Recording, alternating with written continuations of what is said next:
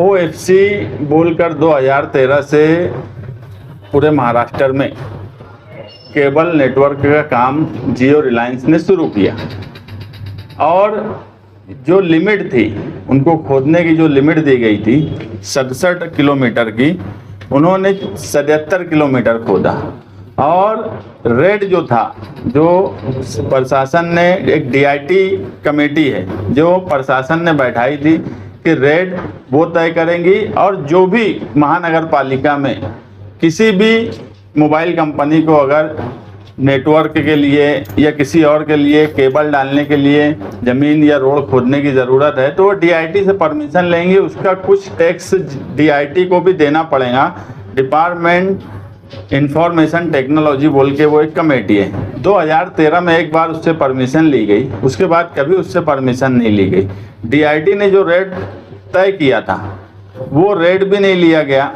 DIT ने 2014 में hot mix का 5500 रेट तय किया था और महानगर पालिका ने 1900 से वसूल की किलोमीटर। इसी तरह कच्चा रास्ता 300 रुपये से वसूल किया गया जबकि उसकी कीमत 2760 रुपया थी। मतलब कि कंपनियों ने ज़्यादा खोदा भी और उनका जो रेट था वो भी गौर शासन निर्णय के हिसाब से लिया नहीं गया। जबकि मैंने महासभा में बोला कि जलगांव ने बराबर वो लिया, उन्होंने अपना जो गवर्नमेंट का रेट था वही लिया, मगर मालेगांव महानगर पालिका का शासन का क्लियर यानी GR होने के बावजूद भी वो हर मामले में जहाँ पे ढिलमुल है वो माहिती हम ले रहे हैं, हमने उसकी मालूमात मांगी है, ये बोल के वो टाल देते हैं। ये एक कंसल्टेंट लगाए गए थे खैरनार बोल के, उन्होंने पूरा रिकॉर्ड बना दिया और वो रिकॉर्ड के हिसाब से 44 करोड़ रुपया 2017 से 13 से 17 तक वसूल करने की बात है। और उसके बाद से अभी तक अगर वो एक अंदाजन रकम, अभी उसका डाटा नहीं बनाया, लेकिन एक अंदाजन रकम 10 करोड़ रुपया वसूल करने की बात है। इतनी मोटी रकम वसूल करने की बात होने के बावजूद महानगर पालिका जिस तरीके से वसूली की तरफ जाना चाहिए वो जाती नहीं है।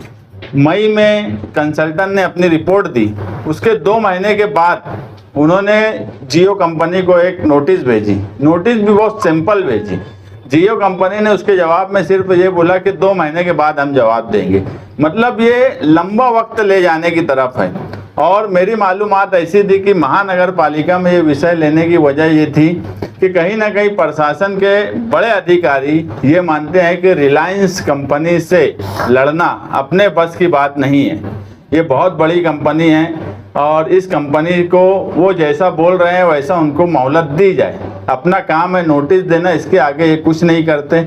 यहाँ तक के डिमांड ड्राफ्ट जो है वो एक कैश पेमेंट रहता। डिमांड ड्राफ्ट की रकम दिखती है मगर वो अकाउंट में नहीं दिखती।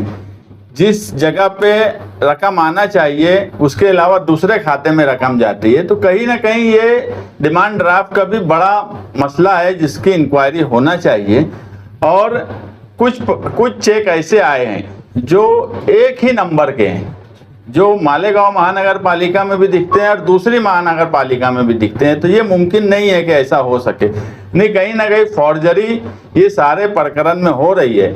और अगर सही तरीके से कंसल्टेंट से और इंक्वायरी की गई, रिलायंस जियो के बाद एयरटेल, वोडाफोन और दूसरी कंपनी, ये बात सही है कि OFC का बड़ा नेटवर्क रिलायंस जियो ने मालेगांव में डाला है। दूसरी कंपनियों के नेटवर्क, ये भी समझने की बात है कि एयरटेल ने OFC नेटवर्क 1 किलोमीटर डाला। ये बात भी समझ में नहीं आती कि क्या सच में एयरटेल 1 किलोमीटर OFC डाल के अपना नेटवर्क चला सकता क्या?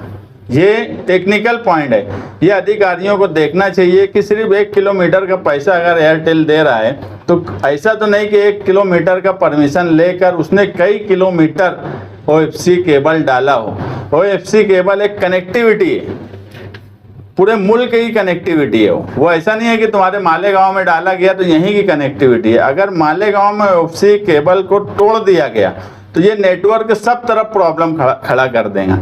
अगर रिलायंस जियो या दूसरी कंपनियां नोटिस देने के बाद भी हमको खातिर जवाब नहीं देती या पैसा भरने में टाल मटोल करती है तो हम हमारी महानगर पालिका का OFC नेटवर्क डिपार्टमेंट ने डैमेज करना चाहिए, ताकि उनको समझ में आए डैमेज जितना उन्होंने एक्स्ट्रा किया है, ज़्यादा किया है, वो तो हमारा कानूनी अधिकार है कि तुमने ज़्यादा किया है, तुमको परमिशन इतनी थी, अगर 1 किलोमीटर की थी और उससे ज़्यादा है तो उसको डैमेज करना चाहिए, जब भी इसकी वसूली हो सकती है। ये इसीलिए ये सारे मामले की महासभा में हमने इंक्वायरी लगाई है और 7 दिन के अंदर एक कमेटी बनाई है, जिसके अंदर महापौर हैं, स्टैंडिंग चेयरमैन रहेंगे, मैं रहूँगा और जो कंसल्टेंट है वो रहे, और जियो कंपनी के जो अधिकारी है वो सब लोग रहकर वो कमेटी 7 दिन के अंदर उनसे बातचीत करे। जियो कंपनी ने आके बोलना चाहिए कि अगर उन पर रिकवरी 44 करोड़ की निकली है और आगे निकलने वाली है, तो अगर बराबर नहीं है तो उसका जवाब देना चाहिए। ये बात कि हम 2 महीने के बाद जवाब देंगे, ये बात समझ में नहीं आ रही थी, इसलिए हमने ये विषय आज महासभा में लिया। रिलायंस के ऑफिसर तो वो कंपनी है उनका, लेकिन जिन ऑफिसरों की मदद आपके यहाँ से हुई, कारपोरेशन से हुई, वो तो आपके इख्तियार में है। क्या आप उन ऑफिसर, दोषी जो भी ऑफिसर होंगे उन पर आप कार्रवाई करेंगे? क्योंकि महासभा में ऐसा कुछ सुर नजर नहीं आया। नहीं, देखो, मेरा अभी पहला इंटेंशन ये है कि वसूली होना चाहिए, रिलायंस कंपनी आके बैठना चाहिए। अगर एक बार कंपनी आके बैठे, डिपार्टमेंट के साथ बैठे, अगर हमको वो पैसा मिल जा रहा है तो फिर मेरा उस पर कुछ बोलना नहीं है। अगर वो कोई जवाब देते हैं जिसमें ये साबित होता है, ये बात तो बिल्कुल सच है कि डिपार्टमेंट ने, प्रशासन ने ढील मूल की कार्रवाई की है, मगर अभी ये है कि इतनी बड़ी रकम महानगर पालिका के पास अगर आती है तो हमारे लिए डेवलपमेंट और दूसरे काम काज करना आसान होंगे। तो पहला तो हम उस तरफ जा रहे हैं। हाँ, उसके बाद अगर उन्होंने जवाब कुछ ऐसा दिया कि जिसमें ये साबित हो गया कि डिपार्टमेंट ने उनकी मदद की है, तो वो कार्रवाई उसके बाद की है। मगर आज अगर हम पहले ही कार्रवाई की तरफ चले गए प्रशासन की, तो हमारी वसूली का मामला हम दूसरी तरफ रह जाएंगे। आज सबसे पहले तो रिलायंस कंपनी से वसूली अहम बात है।